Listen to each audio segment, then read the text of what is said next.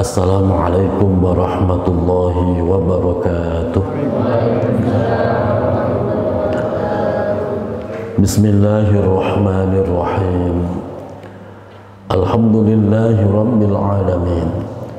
Wassalatu wassalamu ala ashrafil anbiya'i wa imamil mursalin Sayyidina wa habibina wa maulana Muhammadin wa ala alihi wa sahbihi ajma'in. Hasbunallahu wa ni'mal wakil, ni'mal maula wa ni'man nasir, wa la hawla wa la quwwata illa billahil aliyyil azim. Allahumma anfa'na bima 'allamtana wa 'allimna ma yanfa'una bi rahmatika ya arhamar rahimin. Amin ya rabbal alamin. Al-Mukarramun, seluruh pengurus DKM Masjid Jami Al-Farogho, Ketua DKM Bapak Haji Abdul Jabbar, semoga senantiasa Allah pelihara kesehatan beliau, guru-guru kita, orang tua kita, Bapak Ustadz Haji Rasim, Bapak Haji Karnadi, dan seluruh Bapak Haji dan Ibu Hajah, seluruh para tokoh masyarakat, pegiat majelis ilmu, Om Rio, Mas Farul, dan teman-teman lainnya, seluruh jamaah Bapak Ibu yang hadir pada kesempatan malam hari ini. Semoga senantiasa Allah sehatkan lahir batin kita, Allah tambah-tambah keberkahan hidup kita, Allah istiqomahkan kita di dalam kebaikan, dan kelak diwafatkan dalam keadaan husnul khotimah. Amin ya rabbal alamin. Alhamdulillah wa syukurillah, segala puji bagi Allah. Pada kesempatan malam hari ini kembali Allah dudukkan kita, Allah kumpulkan kita di salah satu taman surganya Allah. Insya Allah ini menjadi sabab nanti kita pun akan kembali dimasukkan ke dalam surganya Allah Subhanahu wa ta'ala. Bapak Ibu jamaah yang dirahmati Allah, kita lanjutkan kajian Nashihul Ibad, masih pada babur rubai, makalah yang ke-14. Bismillahirrahmanirrahim. Wal maqalatur rabi'ata asyrata an Hatim al-Asam rahmatullahi alaihi annahu qala man idda'a arba'atan bila arba'atin fada'wahu kadzibah, ila akhirih, dan seterusnya. Artinya makalah yang ke-14 An Hatim al-Asam, datangnya dari ulama hebat pada zamannya, yaitu Imam Al-Hatim al-Asam rahmatullahi alaihi, semoga rahmat Allah terlimpah untuk beliau. Annahu, sesungguhnya beliau Imam Hatim al-Asam qala, menyampaikan sebuah nasihat untuk kita semuanya. Nasihat beliau, manidda'a arba'atan, man, siapa saja, mau laki mau perempuan, siapa saja, idda'a, yang mengaku, idda'a, yang mengaku, arba'atan, memiliki 4 sifat, bila arba'atin, tanpa diiringi 4 sifat yang lainnya,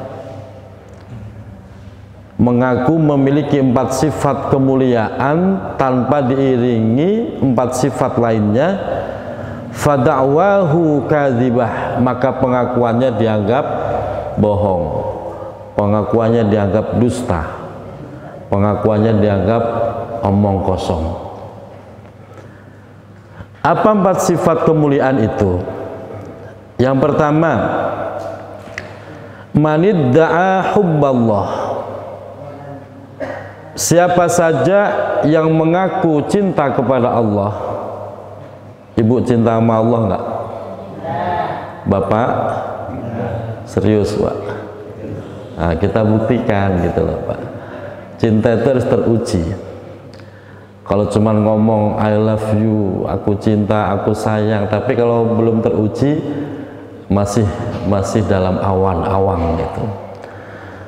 Kayak bapak cinta nggak sama istri? Cinta.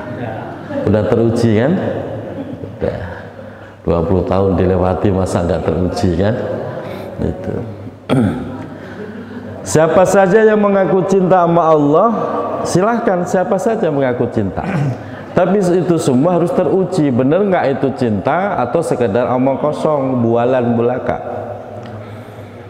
Maka di sini siapa saja yang mengaku cinta sama Allah, walam yantahi maharimallahi ta'ala, walam yantahi, sedangkan dia tidak mau mencegah, menahan diri maharimallahi ta'ala, terhadap segala sesuatu yang diharamkan Allah subhanahu wa ta'ala, fada'wahu kadzibun, maka pengakuannya adalah dusta.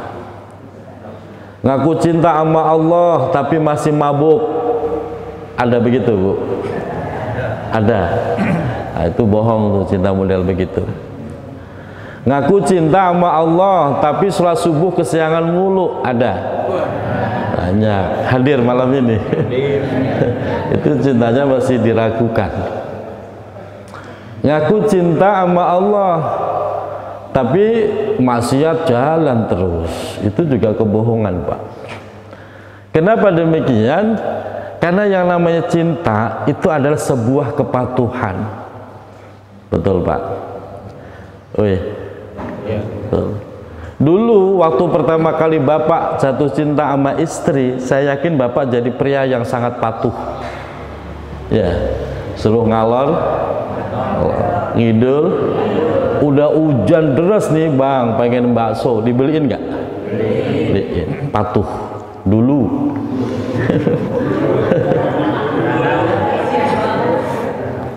Sekarang nih udah hujan kayak begini kok ngomong Bang bakso, apa jawabannya? Perempuan gak tahu diri udah tahu diri. Udah mulai goyah cintanya. Tadi cinta itu sebuah kepatuhan, itu ciri utama. Maka ketika kita mengaku cinta sama Allah, sudah pasti harus patuh apa yang menjadi perintahnya Allah dan patuh meninggalkan larangan Allah. Jadi inti ketakwaan itu sebuah kepatuhan. Maka dalam konsep takwa versi fikih dan tasawuf itu beda Pak. Kalau fikih, yang namanya fikih itu adalah takwa adalah imtisalu awamirillahi wajtinabu nawahihi, menjalankan perintah Allah, meninggalkan larangan. Nggak peduli itu dikerjakan karena patuh atau karena terpaksa, nggak peduli, itu fikih. Tapi kalau tasawuf konsepnya adalah sebuah kepatuhan, patuh menjalankan perintah Allah, patuh meninggalkan larangan Allah. Jadi ketika seorang muslim mengerjakan perintah Allah, dasarnya memang benar-benar patuh.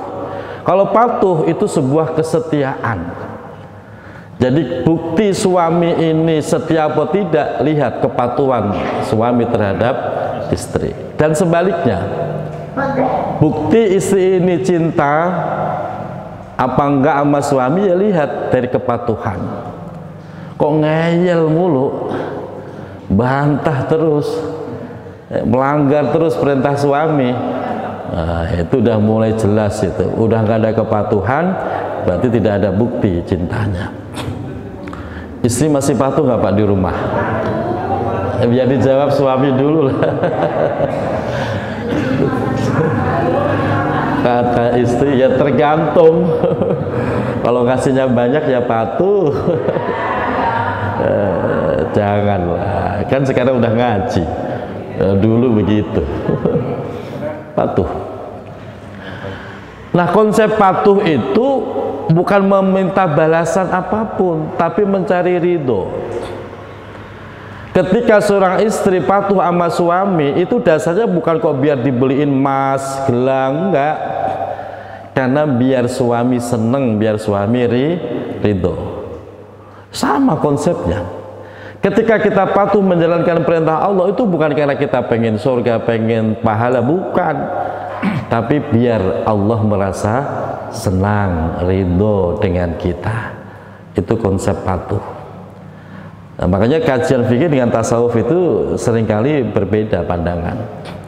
Makanya ketika patuh secara totalitas, yang dicari bukan apa-apa, yang penting istri senang.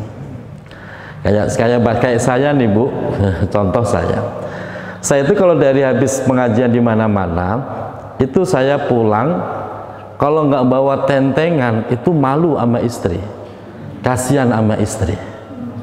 Lalu saya kadang sampai rumah nih Bu, jam 10, setengah 11 istri udah tidur, udah pules-pulesnya. Terus saya totok pintunya sambil ngantuk-ngantuk bukain. Terus saya kadang nggak tega saya itu. Tapi kalau nggak ditotok, masa aja saya tidur di luar gitu kan. Makanya sebagai upah bukain pintu biar hatinya seneng. Saya kalau pulang selalu bawa tentengan. Makanya kalau saya dari pengajian mana-mana kok pulang nggak dibawain tentengan, saya mesti mampir warung beli buat istri. Itu kalau dari majelis itu tidak dibawain tentengan. Paham nggak Pak? Apa pahamnya? Bukan saya minta dibawain tentengan, enggak, saya mah nggak pernah minta. Nggak dibawain ya tetap datang. Cuman kalau nggak dibawain, nanti saya pasti mampir warung gitu loh. Mampir warung, beli sesuatu buat hadiah bukain pintu. Bukan hanya saya, bapak ini para suami harus begitu. Harus begitu. Kenapa ini harus dibela-belain begitu? Itu bukti Pak. Bukti kepatuhan, bukti cinta, begitu. Udah datang tengah malam, repotin istri yang lagi pules, nggak bawa apa-apa, kadang-kadang galak juga, terlambat bukain pintu galak. Ada kan suami model begitu? Tapi malam ini udah insaf lah ya. Insaf. Jadi itu yang pertama, kepatuhan. Anak juga begitu Bu. Bapak ibu bisa ngukur, ini anak cinta nggak sih sama orang tua, itu terukur, kepatuhan dia terukur. Nanti ketika anak itu sudah berkeluarga, sudah punya anak sendiri, masih sayang nggak sama orang tuanya, itu terukur dari kepatuhannya. Kok masih patuh dengerin kata orang tua, itu bukti anak itu masih cinta sama orang tua, walaupun dia sendiri sudah punya keluarga. Karena banyak kasus di mana anak ketika sudah punya keluarga sendiri seringkali mengabaikan kepatuhan terhadap orang tua. Katanya sibuklah ngurusin istri, ngurusin anak, sehingga orang tua terabaikan. Jangan. Jadi kepatuhan itu sebuah totalitas, dan itu bukti cinta, dan nanti diiringi dengan pengorbanan. Bapak udah berkorban berapa untuk istri? Nggak terhitung kan? Ya Pak. Ibu udah berkorban buat suami berapa? Udah nggak kehitung. Dan memang nggak perlu dihitung-hitung gitu loh Bu. Orang tua sama anak korbannya udah berapa yang telah dikorbankan? Nggak kehitung. Dan memang nggak kehitung karena cinta itu tidak menghitung itu. Yang penting dia senang gitu loh Pak. Yang penting dia nggak pakai ngitung, kamu udah saya beliin ini itu, nggak usah begitu. Suami kok begitu, nggak usah. Sama dengan kita pada Allah, nggak usah pakai ngitung, ya Allah saya udah tahajud 12 rakaat, udah duha 12 rakaat, kok hidup saya masih begini ya Allah. Oh jadi nuntut Allah begitu. Udah patuh mah patuh aja, yang penting Allah seneng masa kita punya kehidupan bagaimana sesuai takdir. Tapi kalau Allah sudah seneng, nanti lihat pasti kehidupan kita akan berakhir bahagia, indah pada waktunya. Entah kapan indah pada waktunya. Itu yang pertama. Jadi Bapak cinta nggak sama Allah? Cinta nggak sama Allah? Mulai sekarang kerjakan perintahnya, tinggalkan larangannya. Yang kedua, Wa manidda'a hubban nabiyyi barang siapa yang mengaku cinta kepada Nabi alaihi salam sallallahu alaihi wasallam, cinta sama Rasul, nah, kita buktikan gitu loh. Wa karihal fuqara wal masakinan, akan tetapi itu orang benci sama orang fakir, benci sama orang miskin, fada'wahu kadzibun, maka pengakuannya dianggap dusta, bohong. Apa hubungannya cinta Nabi sama cinta fakir miskin? Sangat berhubungan, Pak. Rasulullah itu mencintai kelompok fakir, miskin, yatim, janda, lemah. Itu kelompok-kelompok yang dicintai Rasulullah. Kalau kita cinta sama Rasulullah, kita pun harus mencintai apa yang dicintai oleh Rasulullah. Itu juga sama konsep kedua tentang cinta. Bapak cinta sama istri, bapak harus bisa mencintai apa yang dicintai istri. Kok ada suami cuma cinta sama istri, nggak cinta sama mertuanya, itu suami bohong gitu, Pak, cintanya. Ada kan suami model begitu, Bu? Dia cinta sama istri, tapi sama mertua musuhan mulu. Ada? Banyak.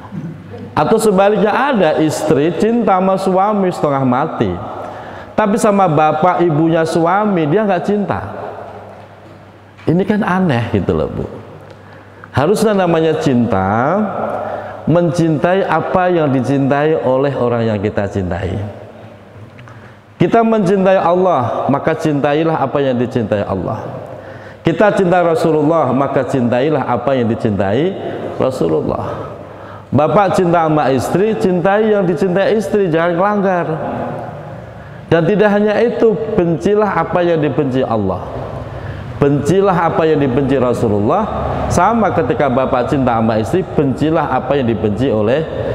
Udah tahu istri gak doyan jengkol, malah masak jengkol, pasti berantem ujung-ujungnya, betul.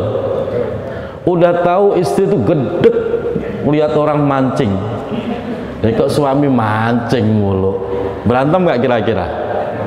Berantem. Harus begitu, Pak.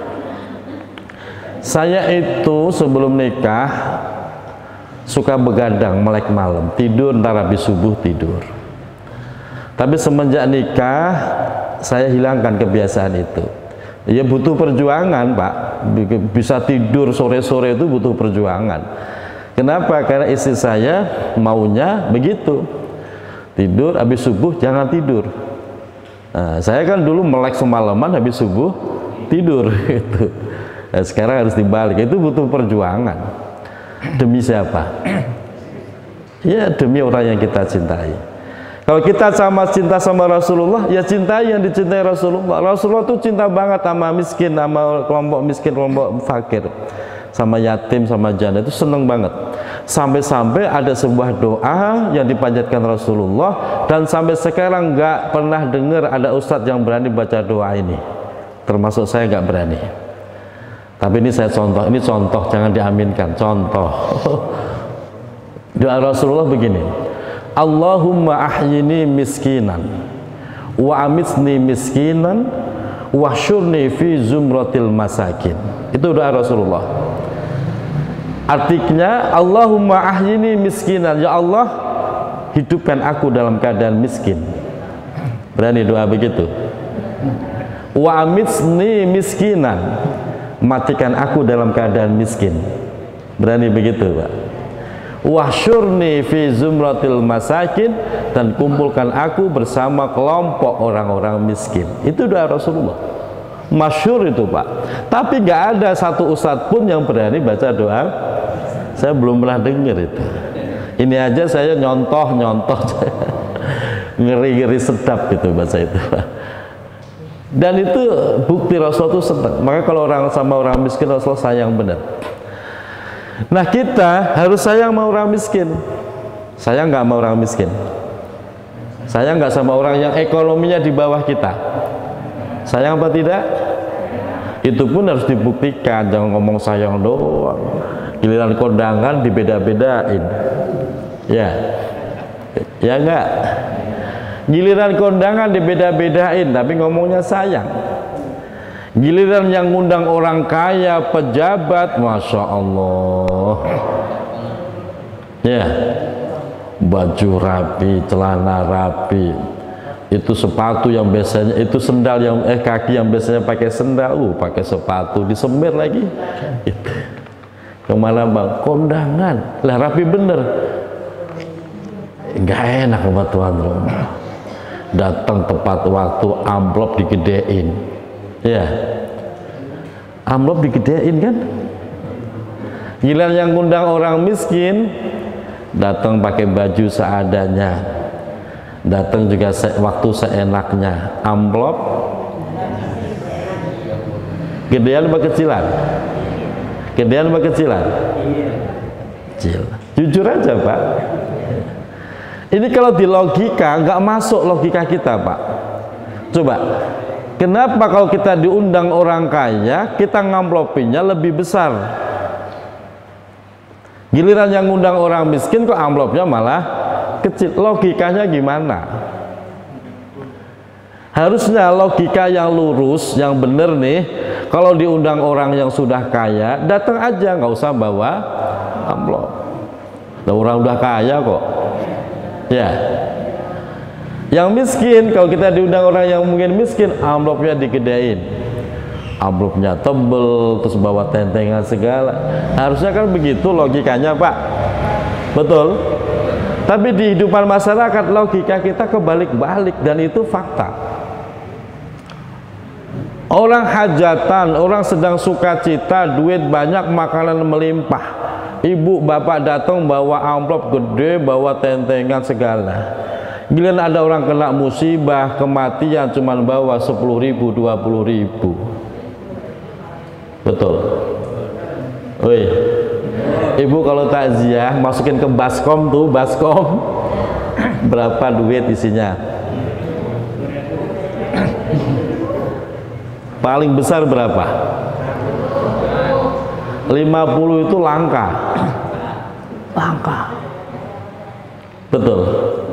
Logikanya coba, logikanya nggak ketemu Pak.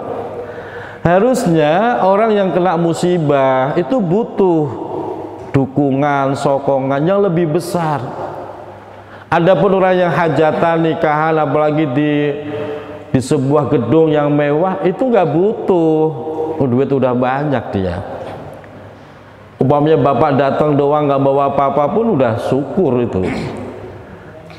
Ini kan nggak kebalik-balik. Giliran saudara yang kena musibah datang, cuma datang ucuk-ucuk, cuma ngasih amplop baskom. Berapa Om biasanya Om? Oh, 20.000 itu sebelum jadi RW.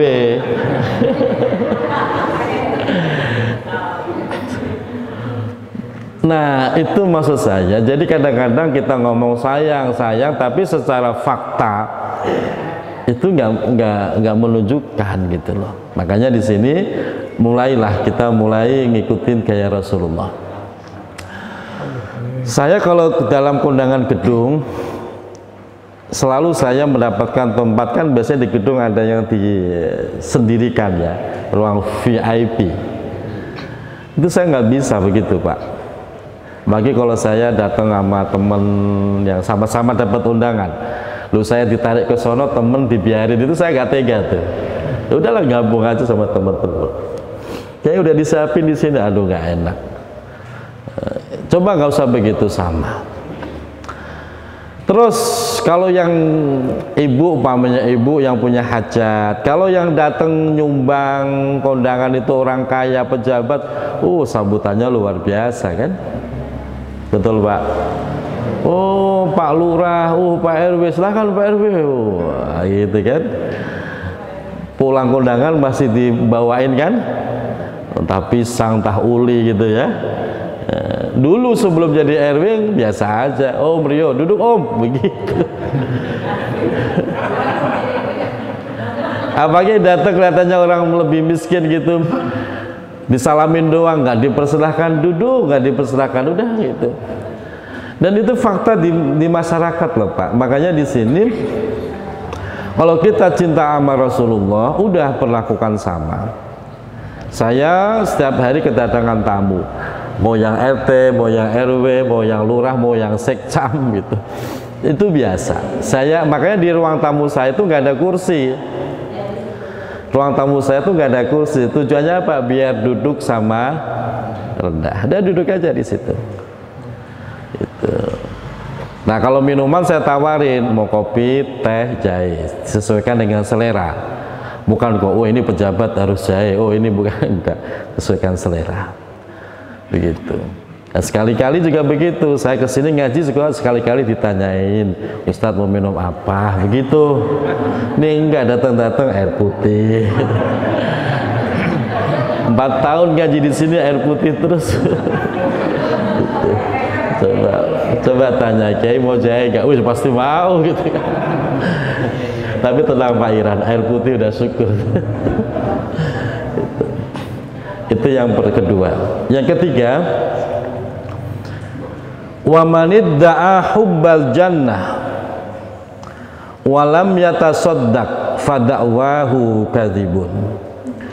Wa manidda'a, barang siapa yang mengaku hubbal jannah, cinta sama surga. Pengen gak masuk surga Pak? Pengen Bu? Walam yatasaddaq, tapi dia nggak mau sedekah. Itu orang pelitnya luar biasa. Fada'wahu kadzibun, maka pengakuannya adalah dusta, kebohongan. Saya pengen masuk surga, pengen masuk surga, tapi pelitnya luar biasa. Ngindar mulu kalau ada tarikan infak. Ngindar mulu. Pembangunan masjid ngindarin proposal. Kelewatan dia, nggak kebagian proposal. Girang luar biasa. Alhamdulillah saya ganti tarik. Ada kan yang begitu? Pelit tuh. Nah, yang paling tahu kita pelit apa tidak ya kita sendiri. Dan Bu, orang itu kalau pelit dibenci Allah, dibenci malaikat, dibenci Rasulullah, dibenci seluruh manusia. Itu penyakit pelit Pak. Walaupun yang melakukan ahli ibadah, ya. Walaupun yang melakukan pelit itu ahli ibadah. Walaupun Bapak rajin sholat berjamaah, rajin ngaji, tapi kalau pelit tetap dibenci. Allah benci, malaikat benci, Rasulullah benci, tetangga juga. Siapa? Dia. Dia itu walaupun rajin ngaji, pelitnya minta ampun. Udah dibenci aja Pak.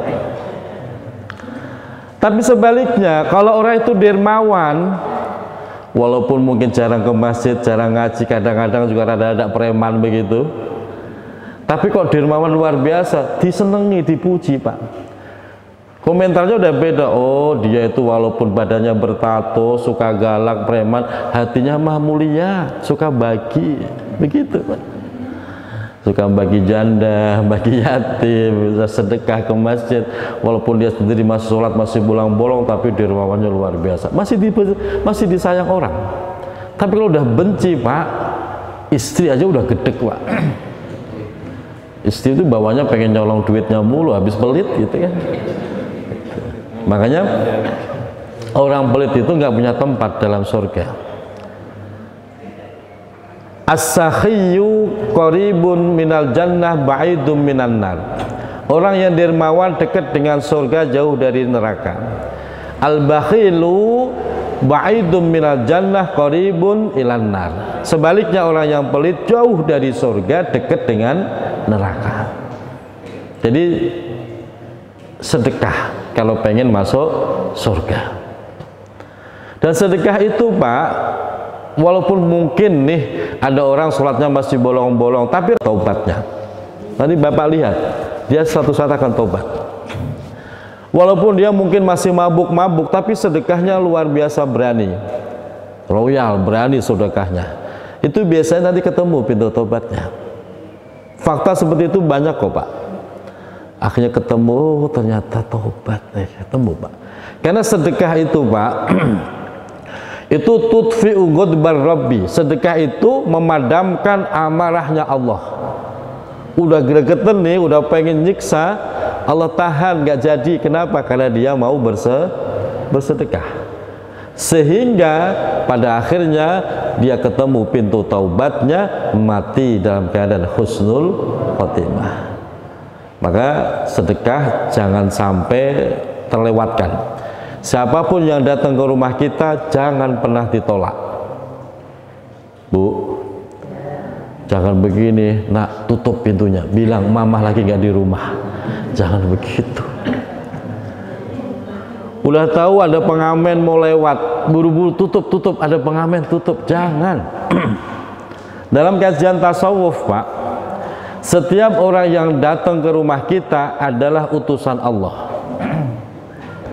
Saya ulang, setiap orang yang datang ke rumah kita, hakikatnya dia adalah utusan Allah.